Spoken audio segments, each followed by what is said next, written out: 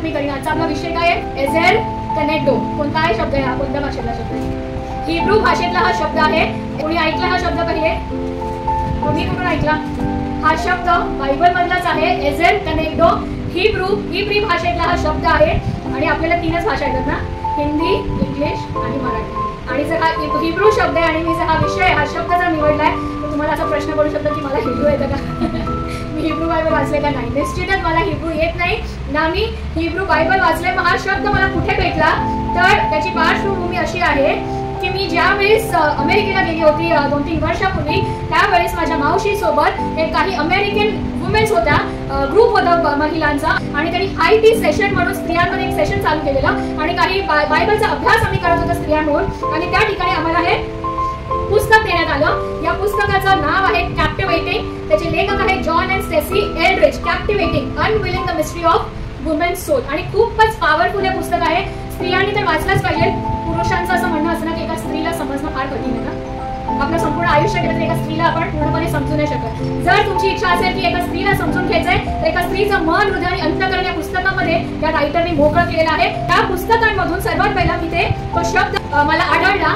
बायबलमध्ये, पवित्र शास्त्रामध्ये भरपूर स्त्रियांचं, चांगल्या स्त्रियांचं उदाहरण आहे. त्याच्याबद्दल आपण ऐकतो. जसं मी आज विचार केला की आज काहीतरी वेगळं, जर आपण देवाचा आत्मा आपल्याकडे काही वेगळं बोलू इच्छितो का, तर त्यावेळेस मला हे शब्द आणि या पुस्तकाबद्दल आठवलं आणि मी हा विषय निवडला. तर जसं आपण जेनेसिस उत्पत्ती 2:18 वाचलं, त्या ठिकाणी काय लिहिलेलं आहे की माणसाने एकटं असावं नसावं असं देवाला वाटलं. त्यामुळे त्यांनी काय केलं? त्याच्यासाठी अनुरूप सहाय्यक बनवला. आणि अनुरूप सहाय्यक यालाच हिब्रू भाषेमध्ये एझेर कनेक्टो म्हटलेला आहे ना. एझेर हा हिब्रू शब्द आहे ज्याला इंग्लिशमध्ये हेल्पर असं ट्रान्सलेट केलं आहे. काही भाषांतरामध्ये मी वेगवेगळे भाषांतर बघितले. काही भाषांतरामध्ये सुटेबल म्हटलं आहे, फिट फॉर हिम म्हटलेलं आहे. पण इंग्लिशमध्ये प्रत्येक ठिकाणी हेल्पर, सहाय्यक हा शब्द वापरलेला आहे. आणि हेल्प मीट असं इंग्लिशमध्ये त्याचं भाषांतर केलेलं आहे. पण जेव्हा आपण हेल्पर म्हणतो तर त्याचा अर्थ काय होतो? सेवक किंवा असिस्टंट किंवा subordinate, which means one level down. Subordinate म्हणजे पुरुष वरच्या स्तरावरती आहे आणि स्त्री जी आहे त्याची सहाय्यक आहे. आपण लहानपणापासून हेच ऐकत आहोत ना.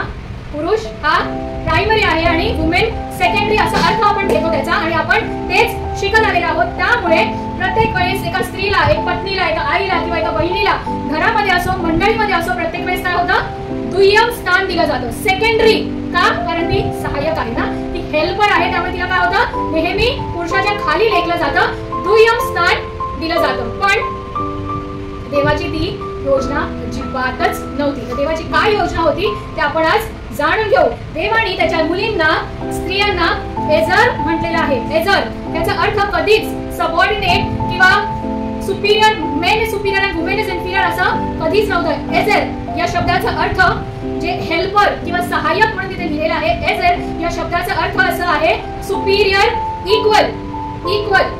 आणि it is that word means power and strength. शक्तीचं आणि सामर्थ्य हा त्या शब्दाचा अर्थ आहे. लक्ष देऊन ऐका तुम्ही ह्या ठिकाणी. आणि एझेर हा शब्द मोस्टली मिलिटरीमध्ये जे वॉरियर्स असतात, योद्धांसाठी वापरलेला गेलेला आहे. तर देवाने स्त्रियांना काय म्हटलेलं आहे? योद्धा. शी इज अ स्ट्रेंथ, पॉवर, सामर्थ्यशाली म्हटलेलं आहे देवाने तिला. हेल्पर किंवा सहाय्यक किंवा सबऑर्डिनेट, इन्फिरियर, सेवक म्हटलेलं नाहीये. तर काय म्हटलेलं आहे तिला? योद्धा. आणि ती हेल्पर कशी झाली? एक योद्धा जसा दुसऱ्या योद्धाला तयार करतो त्या रीतीने ती पुरुषाबरोबर काय आहे? समान आहे. असं नाही की पुरुष सुपिरियर आहे आणि ती सबऑर्डिनेट आहे. नो, असं अजिबात नाही. आणि देवाची ती अजिबातच योजना नव्हती ना. हे झालं एझेर बद्दल. कनेक्टो इंडिकेट्स एझेर इज द मॅन्स मॅच. त्याच्या इक्वालिटीमध्ये त्याची सहचारणी. असं नाही की पुरुषवर आणि स्त्री त्याच्या खाली, असं अजिबात देवाची इच्छा नव्हती. त्याच्या समोरासमोर इन फ्रंट ऑफ हिम अशी देवाची इच्छा होती.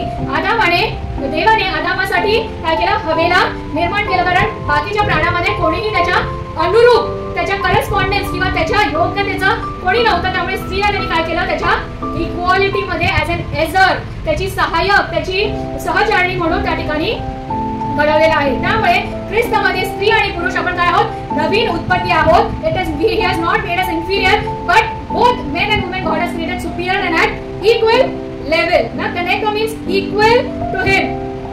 suitable helper असं म्हटलेलं आहे तिथे ना. it does not mean subordinate. Helper ठीक आहे, सहाय्यक ठीक आहे, पण याचा अर्थ असा नाहीये की ती she is सबऑर्डिनेट किंवा त्याच्यापेक्षा एक रँक खाली असं अजिबात नाही. She is at the equal level to men. आणि देवाने स्त्री आणि पुरुष दोघांना काय केलेलं आहे, त्याच्या स्वरूप आणि समानतेमध्ये बनवलेलं आहे ना. आपण देवाच्या नावाबद्दल आता खूप लक्ष देऊन ऐका या ठिकाणी. देवाच्या नावाबद्दल आपण शिकत आहोत ना प्रिसेप्ट बायबल स्टडीमध्ये. काही नावं सांगा का आपण म्हणजे शिकलोय.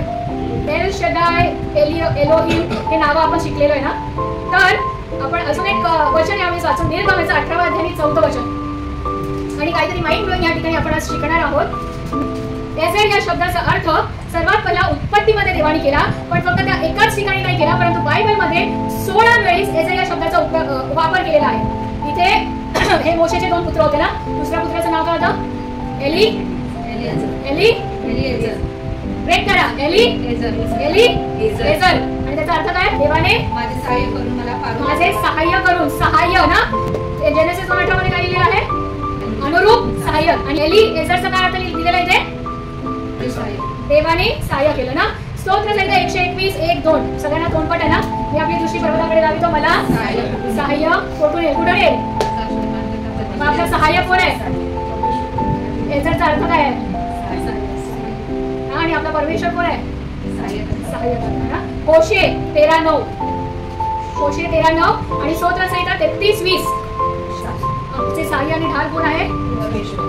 आणि जेनेसिस उत्पत्ती 2:18 काय म्हणतं? स्त्रीला काय म्हटलेलं आहे? होशे 13:9 against your helper. Who is the helper? God. स्त्रीला काय म्हटलेलं आहे? काय म्हटलेलं आहे? इंग्लिश मध्ये काय म्हटलेलं आहे? जेनेसिस 2:18 हेल्पर ना. तर आपल्याला ह्याच्यातून काय शिकलं? एझेर हा शब्दाचा अर्थ आहे हेल्पर आहे, पण तो साधारण रीतीचा हेल्पर नाहीये. It describes strength and power and warrior. एझेर हा शब्द देवाने स्वतःसाठी वापरला आहे. देव स्वतःला म्हणतो एझेर. जसं एलोहिम, एल शदाय, एलीएझर. ज्या वेळेस देव स्वतःचा संबंध इस्रायला बरोबर प्रत्येक वेळेस ज्यावेळेस त्याचा आणि इस्रायलाचा संबंध येतो त्यावेळेस प्रत्येक वेळेस देव म्हणतो की मी इस्रायलाचा कोण आहे? सहाय्यकर्ता आहे, हेल्पर आहे. आणि देवाने स्त्रीला काय म्हटलेलं आहे? अनुरूप सहाय्यक ना. पण ती सबऑर्डिनेट, इन्फिरियर कशी असू शकते ना. आपण इक्वालिटी बद्दल, महिला आरक्षण, इक्वालिटी हे ते अजून त्याच्यातच पडलेले आहेत. पण इथे देवाने ऑलरेडी स्त्रीला त्याचं नाव, त्याच्या बरोबरीचं नाव दिलेलं आहे. देवाला या ठिकाणी तो स्वतःला म्हणतो की मी इस्रायलाचा सहाय्यक आहे. I am a helper. आणि त्याच ठिकाणी तेच नाव त्यांनी मूळ भाषांतरात हिब्रू भाषेमध्ये स्त्रीला देखील काय म्हटलेलं आहे? अनुरूप सहाय्यक. मध्ये इक्वालिटीचं भांडणच मिटलंय ना. स्त्री आणि पुरुष तर इक्वल आहेच आहेत, पण त्याबरोबर स्त्रीला हे जे नाव देवाचं आहे, जे स्वतःला तो म्हणतो की मी इस्रायलाचा हेल्पर आहे, मी एझर आहे, ते नाव एझर स्त्रीला त्यांनी आज दिलेलं आहे. तर एल-एझर याचा अर्थ आहे गॉड इज माय हेल्प ना. एक शेवटचं वचन आपण यावेळेस वाचू. योएल याचा 2रा अध्याय. कठीण पुस्तक आहे ना आजचे सगळे. पुढावरती दासवदासी. इंग्लिश मध्ये काय? Men and women. New Living Translation मध्ये म्हटलेलं आहे in those days I will pour out my spirit even on servants men and women alike. Amplified Bible version मध्ये लिहिलेलं आहे even on male and female servants I will pour out my spirits. पुरुषांवरतीच फक्त टाकणार आहे का? पुरुषांना वरचं स्थान दिलेलं आहे का सुपीरियर आणि स्त्रियांना खालचा दर्जा दिलेला आहे का? नाही. देवाने स्त्री आणि पुरुषाला इक्वल बनवलेला आहे ना. एकमेकांचं सहाय्य करण्यासाठी. अशा नाही की पुरुष सुपीरियर आणि स्त्रीला त्याचा सेवक बनवलेला आहे, असं अजिबात नाही आहे. इथे तो इक्वालिटीचा वादच देवाने समाप्त केलेला आहे, कारण देवाने दोघांना इक्वल दर्जा या ठिकाणी दिलेला आहे ना. देवाचं नाव एझेर हे परमेश्वराने स्त्रीला दिलेलं आहे. त्यामुळे आजपासून आपण काय केलं पाहिजे? स्त्रियांना कमी लेखणं